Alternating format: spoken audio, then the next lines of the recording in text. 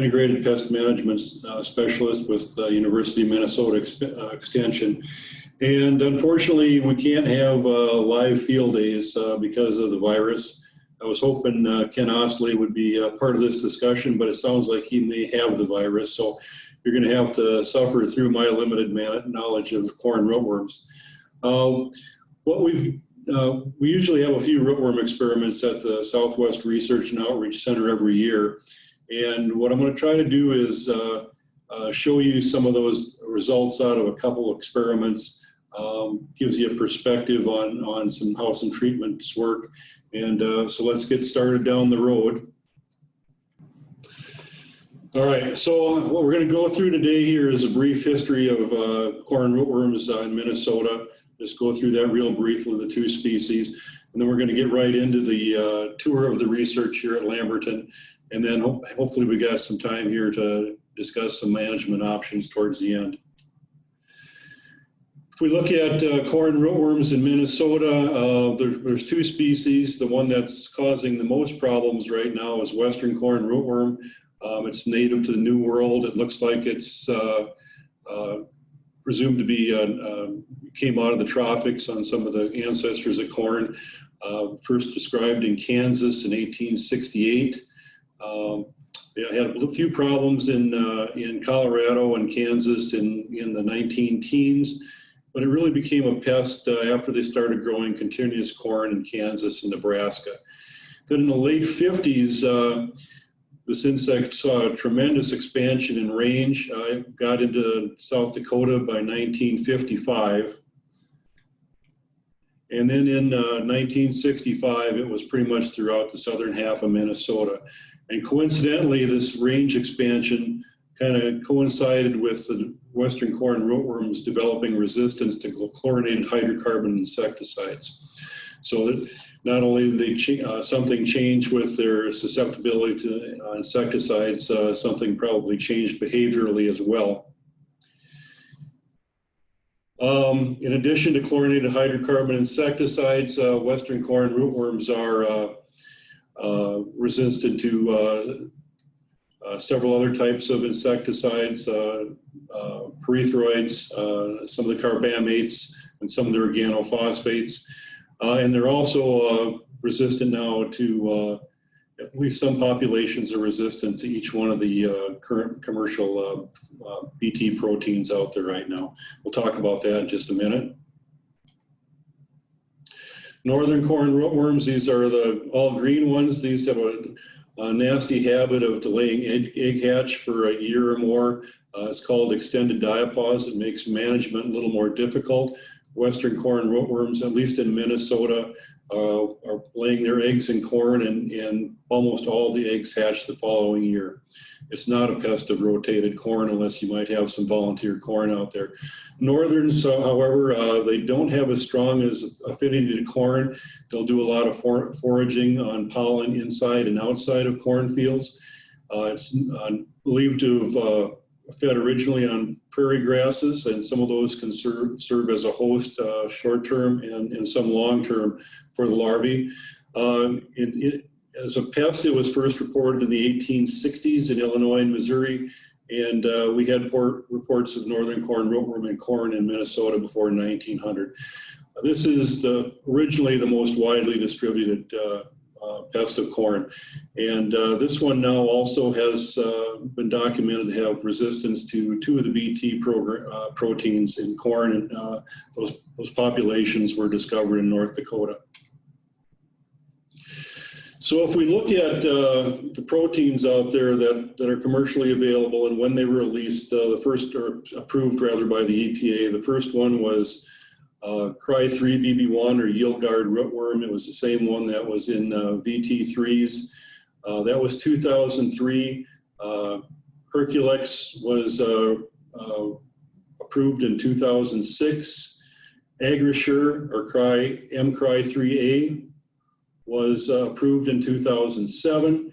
And 2013 Agrasure Duracade eCry3AB1. The problem is that Cry3BB1, MCry3A and ECRI3AB1 are very similar as far as how the rootworms view them. So we haven't had rootworm corn out there very long, but by 2009, we started to see problems with resistance in Iowa, and we also had some fields down in Rock County, Minnesota, where fields that had a longer history of that trait had some failures. In 2014, we had a publication where we looked at field populations from Minnesota and found that there was cross resistance to Cry3BB1, or the yield guard protein, the Agrasure, and the Durcade proteins. There's also documented resistance to the Herculex trait, and in 2019, the paper was published out of North Dakota showing resistance to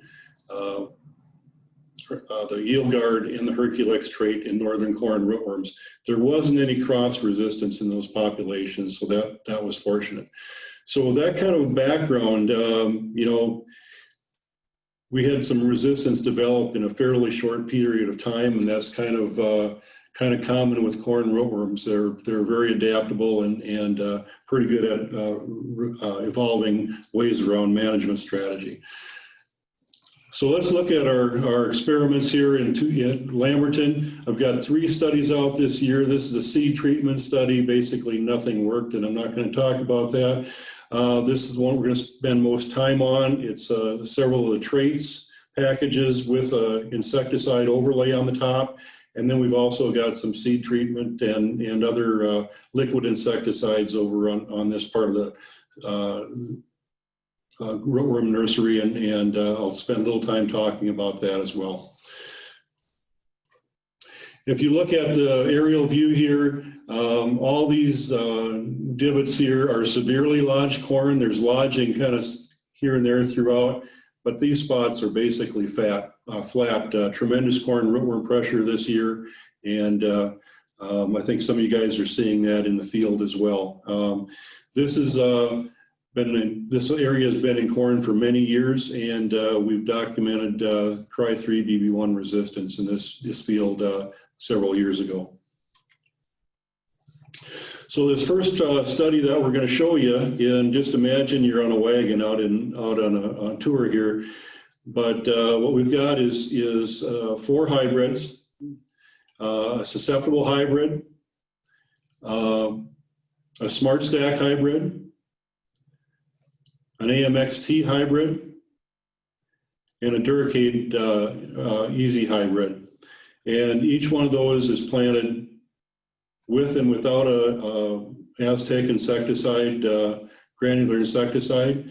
They all have the seed applied insecticide that come with those particular packages from those companies. So they're not completely naked seed. All right, here's a plot, and it's doesn't have BT on it. It's kind of hard to see, but if you can kind of look through here, you can see leaves laying across the rows, the stakes in the middle of the 4-row plots. Pretty severe lodging. And these are the root system, or some of the roots from that individual plot. What we're looking at is root scores of a 2 or 2 nodes completely gone, and this is the average of 4 reps.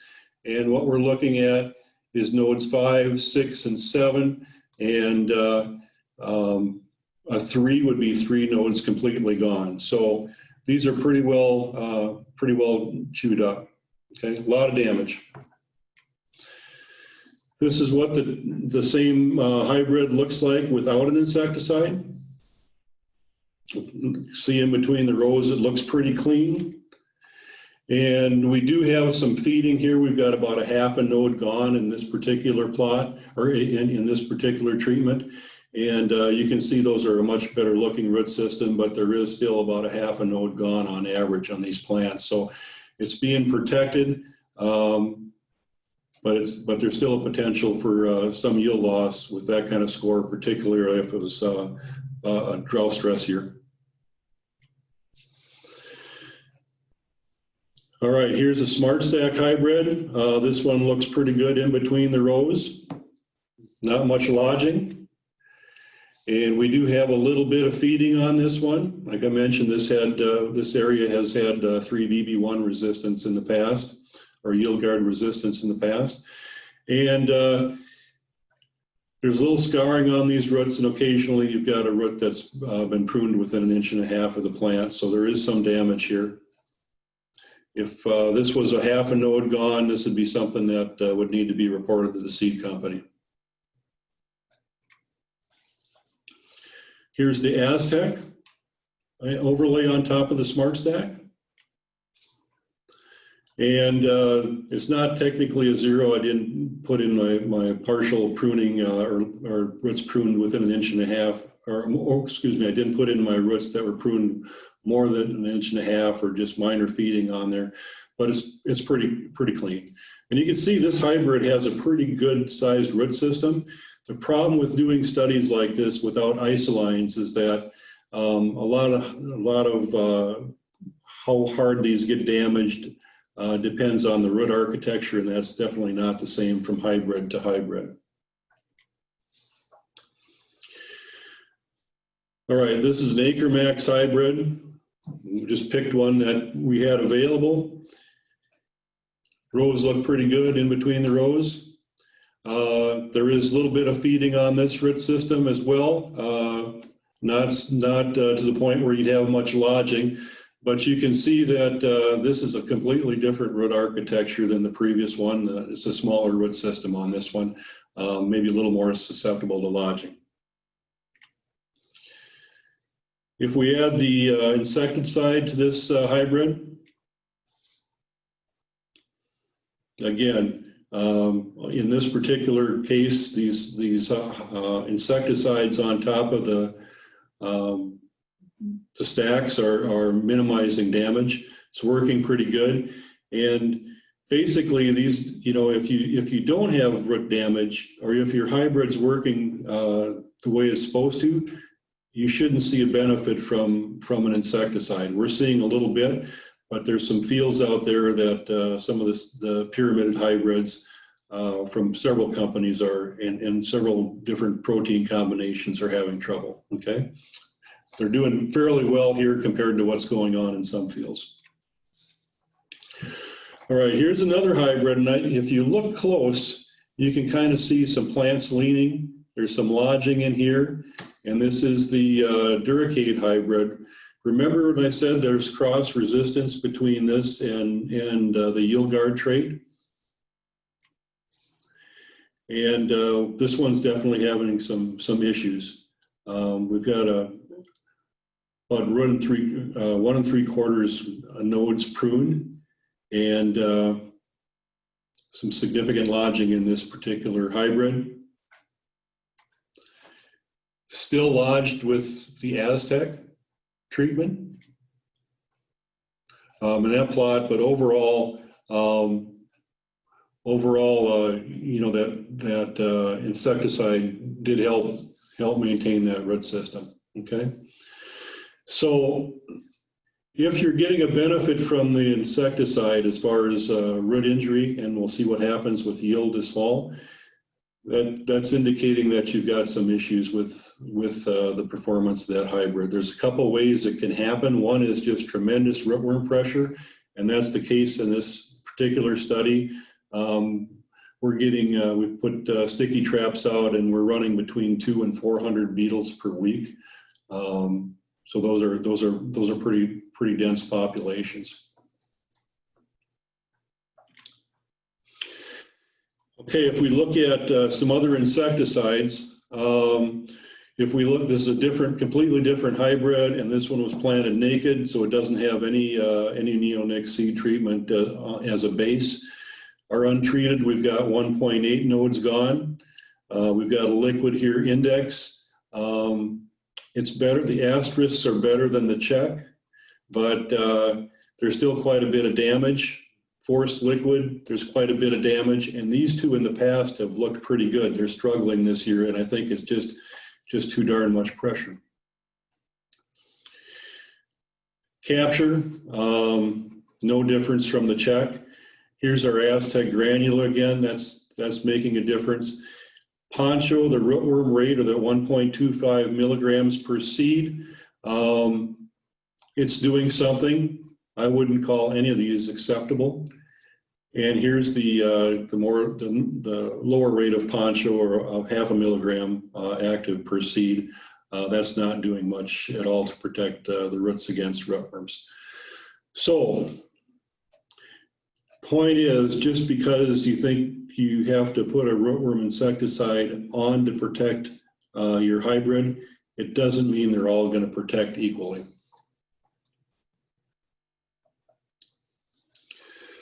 All right, so what does all this mean?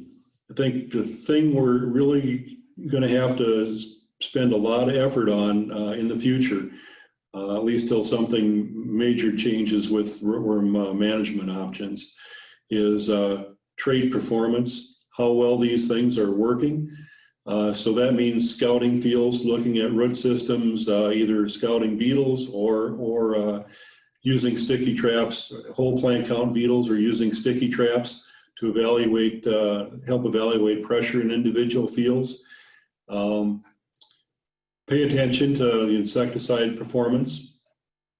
I know a lot of people just want to put a liquid insecticide on, and just because it's easy, put it on with fertilizer. Doesn't mean they're getting the control they think they're going to, and it'll be fine under low pressure, but it's these high pressure situations, particularly in drier springs, that things are going to struggle a little bit. Insecticide overlays on rootworm traded corn. If you're in an area and you've had problems with your pyramids going down, I think you might want to consider adding a rootworm insecticide, a good insecticide, to your rootworm hybrids. And that's different than what we've been saying in the past, but this rootworm pressure has gone up.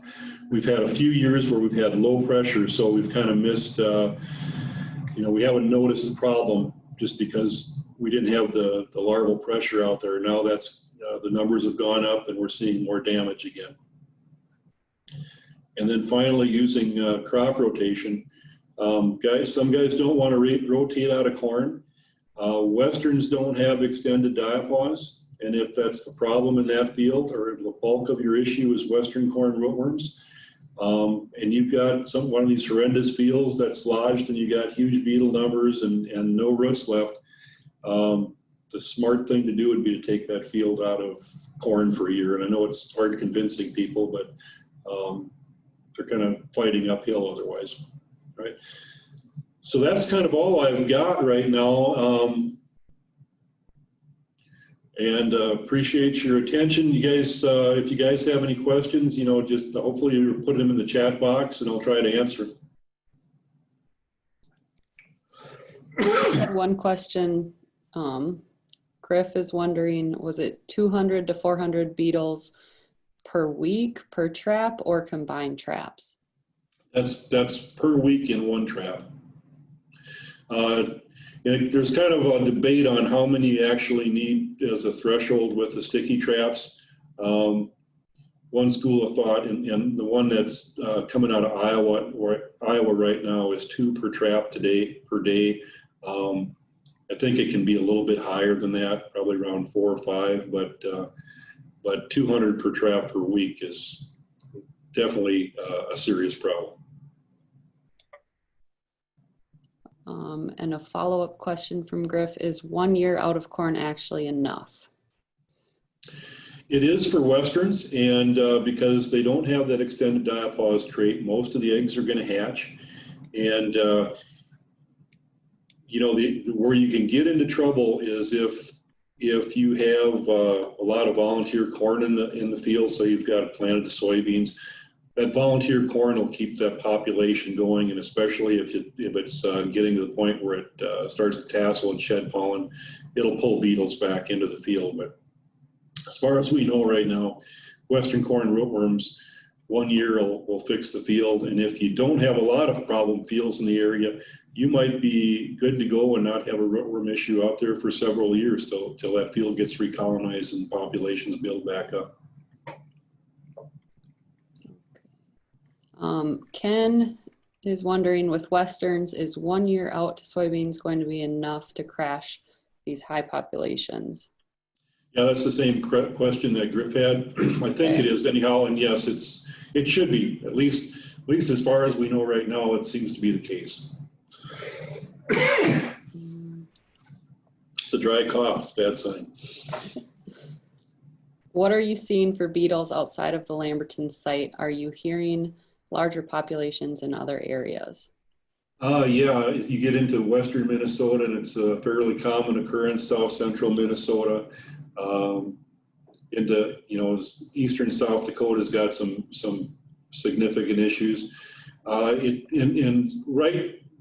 now, most of these problems are in longer term corn, that those rootworm populations have built up, both particularly westerns, but also northerns in some cases. The rotated corn seems to be pretty good in most cases. So that kind of goes back to that previous question about, can 1 year out of corn help crash a population? And it should, unless something else is going on. Greg is wondering if you have any experience or data on steward insecticide for beetle reductions in the fall. You mean as far as are you talking about like a beetle control effort, or I'm not sure I understand the question.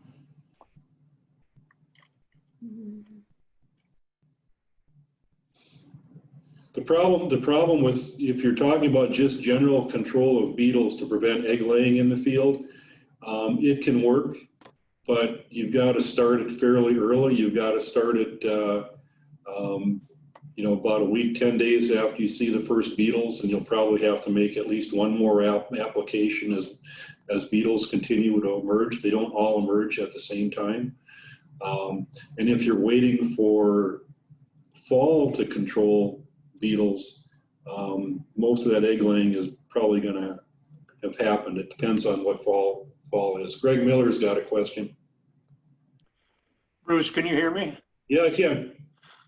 Bruce, my question is back to the steward insecticide. That's new product in our market for beetle reductions in the fall. It's systemic from FMC, and the preliminary data from the manufacturer looks really optimistic in its ability to reduce populations for a long time after it was put on. Yeah, I haven't used it, and I don't, off the top of my head, I don't know what the ingredients are. So maybe Ken's tried it in some of his studies. I haven't looked at it yet, I'm not, but I'm a little concerned about the timing, because after those beetles emerge, in case of western, some of those are actually mating on their way out of the ground. And then it takes a little while to develop eggs. Week, 10 days, I think is about the right number. And you'd have to be starting to prevent some of that egg laying fairly early. The beetles aren't going to overwinter. So I'll do some checking on it though. Thank you. Let's see. Jay says, explain how a field that showed past resistance to Cry 3BB held with 3BB this year. I didn't know that they were even selling much single protein corn anymore. If they are, I'm not sure. Explain the situation a little bit more. Was there a period in between the two corn crops, or did he plant 3BB1 or a VT triple or whatever 1 year and then come back the next year and plant it again? It might be just the population collapsed and it got reinfested with a different population, but most of these, that resistance to 3BB1 is fairly widespread, and correspondingly, to the Agrisure and the the Duracade proteins, they also have some issues.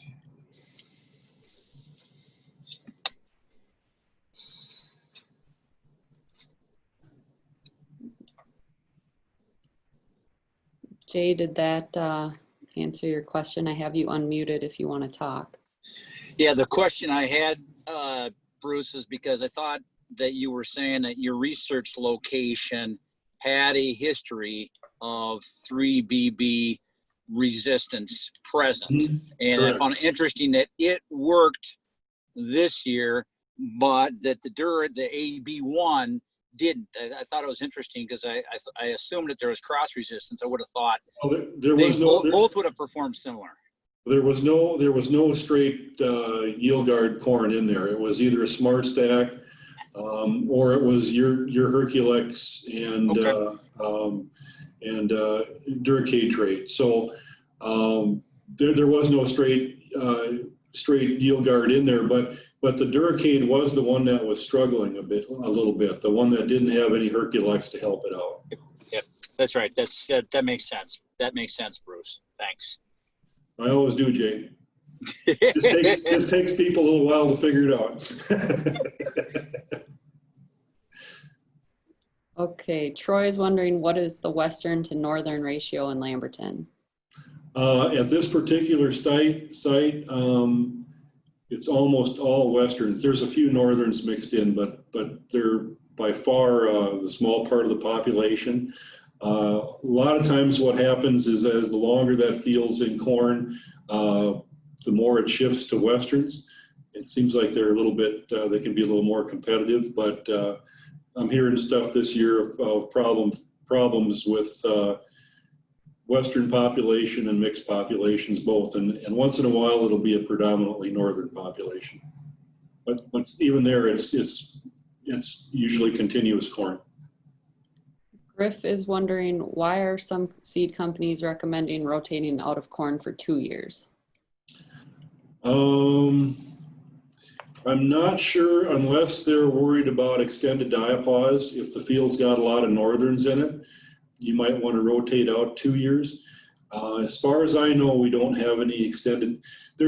Even westerns, there's a small percentage of that population that has an extended diapause, but it's very small.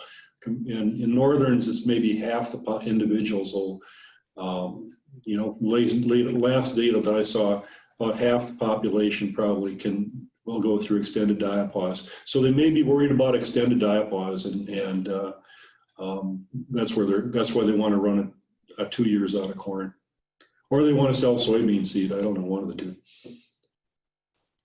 Andrea says, when do corn rootworm cause the most damage to roots? Do they feed early in the year and the roots don't recover, or do the larvae feed throughout June and July? That's a very good question, and it kind of depends on, let's go back to when the eggs usually hatch. There's degree day models. They're kind of iffy for the westerns, and I'm not sure at all on the northerns how well they work. But basically, the beginning of June, eggs will start hatching. They'll feed for a period of time, and the adults will start emerging about the same time the earliest corn in the area starts silking. So it's about a little over a month and a half. If you've got a small corn plant and those larvae hatch and are attacking a smaller root system, you'll see the damage on the early nodes. In fact, that seed treatment piece that we showed you, that we actually rated node 4, 5, and 6 because that damage was so early on that it was taking out those early nodes. If the corn's a little larger when the rootworms hatch and start feeding, then they're going to take out later nodes. So if the corn has tasseled and it tries to regenerate roots, because they'll do that, that's how they can help pull themselves back up if they lodge, then that's coming at the expense of yield. If they're regenerating roots before tassel, it maybe isn't so detrimental to yield. And it just depends on the extent of damage. But anytime you get more than a quarter note or so, you're risking yield. And then, of course, the more that root system that's pruned, the more likely that thing is to lodge. I don't know if I answered that question or not, but it's basically the damage is going to be worse on later planted corn and rootworms attacking the smaller root system over a longer period of time.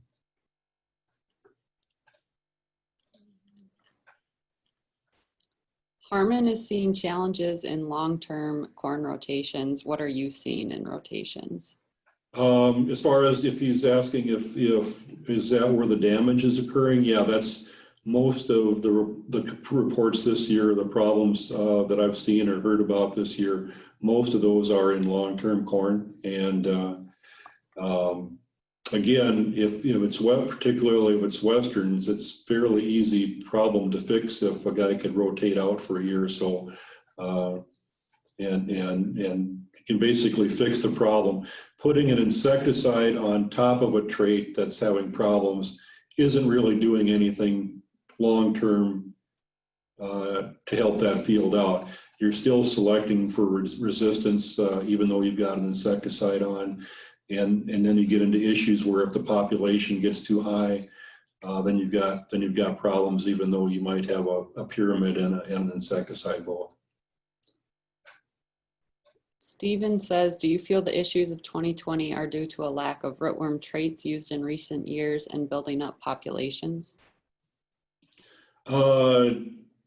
Overall, maybe, but definitely within particular fields.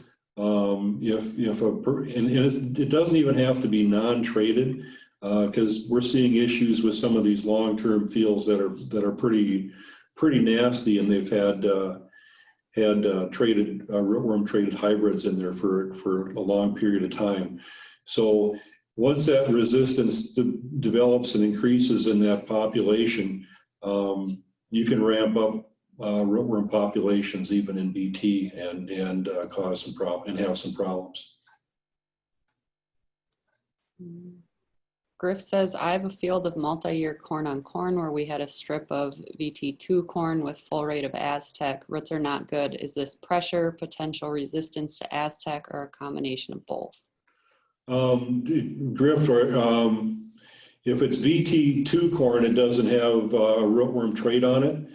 So are you saying that the rootworm, the VT2 with an insecticide looked better than the rootworm traded hybrids, or I'm not sure I understand the question?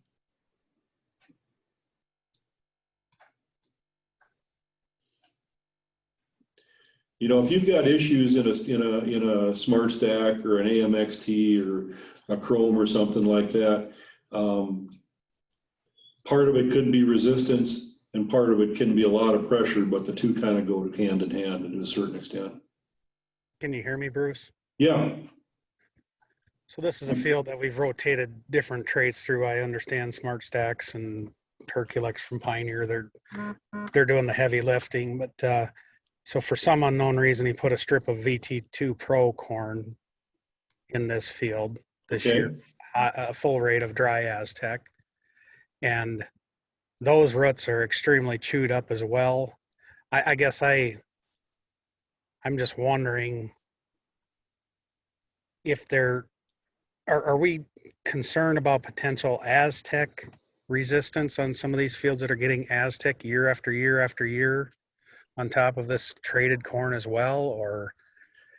Possibly, Griff, but if you look at how an rootworm insecticide works, it's only protecting part of that root system, and then the whole outside of that root system is basically a built-in refuge area. It doesn't have the insecticide on it, but you can break any insecticide. Like I mentioned, that the liquid force and index normally work really good, but they didn't. I mean, we still lost a node of roots note of roots with those insecticides on. Now, granted, they're not as good as didn't perform as well as a granular, but they looked worse than they normally do. And so what I'm saying is you can break any insecticide if you've got enough pressure, and you can break any trait if you've got enough pressure, and if you've got resistance,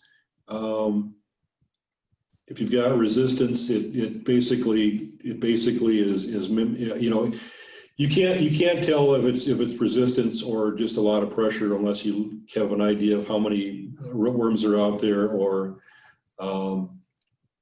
if you're testing the progeny of those beetles to find out if they're resistant or not.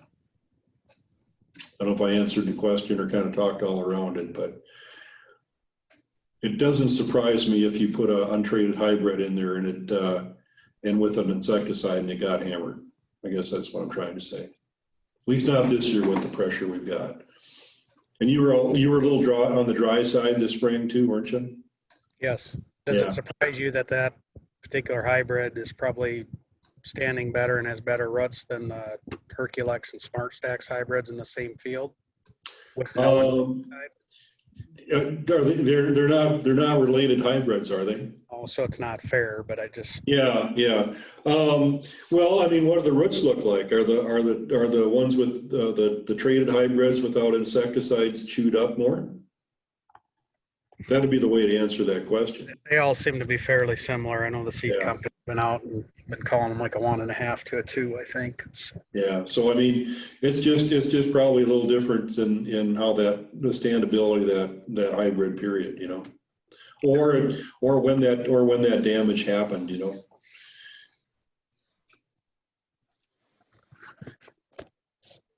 We have a few different questions regarding, is it Q-Rome or Chrome? Let's see, what's your experience with it this year? What is the effectiveness, and do you expect it to perform similar to Duracade? I'd expect it to perform better than Duracade because it has some Herculex in there as well, and there's not generally cross resistance to both the Herculex trait and the 3BB1s and M3As and that sort of thing. So I haven't looked at Chrome myself. That's why I was kind of hoping Ken. I was hoping Ken could answer that. I'm sure he's looked at it in the past. I've looked at it in the field and seen some chewing, but I've also seen some pretty significant feeding on Smart Stacks and everything else too. So just depends on how long, how big those populations and how long they've been exposed to the BTs and had time to select resistance. David says in south central Minnesota, especially to the north, we have quite a few northern beetles. We haven't seen this for several years. Are we to assume these populations of beetles have held on to the extended diapause behavior? Should we be watching for rootworm after next year's soybeans? I don't think you can assume anything with northern corn rootworms, but and yeah, I guess I'd be a little nervous. We haven't had the populations to even try to answer that question. Is extended diapause still there? The way we're going to have to go do it is find some heavily infested fields and split them into 1 and 2 years out of corn and see what happens. And then it's always a little iffy with weather, but I think that extended diapause trait's fairly well fixed in the northerns. It's pretty high frequency. I can't imagine it's completely disappeared. It might have, but I don't think it has. Ken is wondering about weed hosts after PP19, water hemp, foxtails, other in northern corn rootworm hotspot fields. Okay, so the question is, can weeds exacerbate a rootworm problem?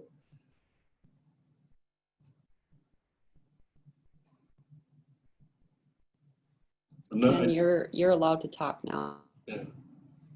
Yes, Bruce, that's correct. Whether it's leaf weeds like water hemp, pigweeds, lamb's quarter, foxtails, could we have enough feeding, mating, and egg laying occurred in PP from last year that caused us problems back to corn this year?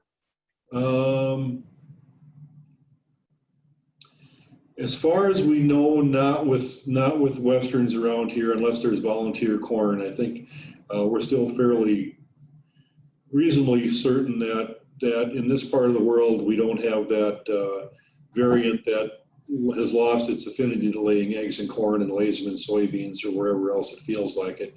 You definitely can concentrate them within a cornfield, though, if there's pollen from weeds. You might move more northerns into an area if there's a pollen source nearby, and some of this prevent plant can had some pretty darn big corn in it by the time it was killed, and you definitely could have gone through a generation of rootworms and produced adults on some of these fields. And some of it was late enough that you could have pulled beetles back in to lay eggs on volunteers as well. So weeds are a good food source for them later in the year, particularly northerns. They're pretty mobile. Correct. This is specifically, Bruce, northerns, not westerns. Soybean fields in 18, so no volunteer corn in 19. And we've got hot spots in northerns and corn in 2020 now. So it was 2 years between corn crops then? No, it would have been corn in 18. Oh, okay. Excuse me, no, beans in 18, PP in 19, back to corn in 20. Correct, 2 years.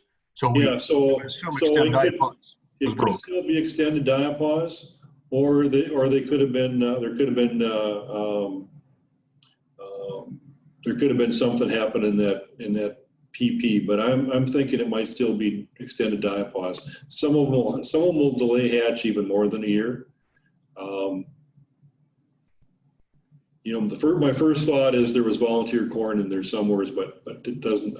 Maybe not. I can't answer the question for you, Ken. Thanks, Bruce. Okay, Steven says, do you think 2020's issues are truly resistance or population explosion due to low mortality and good environmental conditions? It's hard to believe it shows up 1 year across 5 states. My answer to the questions are yes. The populations in non-rotated corns really started to become noticeably worse in 2019. In 2020, they got to 2012 levels, maybe even a little bit worse. But there's resistance involved in there too. I mean, and that resistance has been there the whole time. I mean, we've had issues with smart stacks and other traits since 2012. It's just that our rootworm populations were low enough, we didn't notice them. And now that the populations are back up, now we can see that resistance again. Clyde says, are there cultural issues related to last year and this year that increased the pressure more than most years? I think we had 2 relatively minor, mild winters for them. I think that's part of it. I don't see a big increase at least I'm not aware of any big increases in rootworm issues in rotated corn. It's mostly the continuous corn. So I think it's just they're just having good survival. Somebody maybe else in the audience has seen some issues with rotated corn, but Ken mentioned one, but I think that's relatively rare. And if there's northerns involved, my first thought always is extended diapause. You touched on this before, but Stefan is wondering, how does volunteer corn affect rootworm egg laying? It's actually can be pretty attractive in that, later in the season, as silks dry up, beetles are looking for a good protein source, good food source. The females are, and they'll start being a little more active in foraging. And so, if you've got volunteer corn out there, that tends to silk and pollinate later than other stuff. You'll get those beetles moving to that, and if they're feeding on pollen, and there's a corn plant there, there's no reason why they wouldn't want to drop some eggs. And the more volunteer corn that you have, the more likely that is. The last couple of years, there's been plenty of volunteer corn out there. And Andrew has another follow-up question about chrome. Does the chrome trait express the same amount of the Hercules protein as the traditional SDX or AMX hybrids? That I don't know. I haven't looked at it enough. There's some pioneer people on here that might have an answer to it, but my understanding is it's not, the protein isn't any different. It's just how it's put in the plant. So I imagine we're going to find out after this year. If anyone has any more questions, you can submit them now. I'm going to enter a link into the chat here. If you have feedback about this tour, or if you have topics you'd like to see us cover in future virtual events like this, please share it on this form that I'm going to enter. Bill says, do you plan to include chrome in any of your trials for 2021? Too far away from you to even think about. I got to get through 2020 first.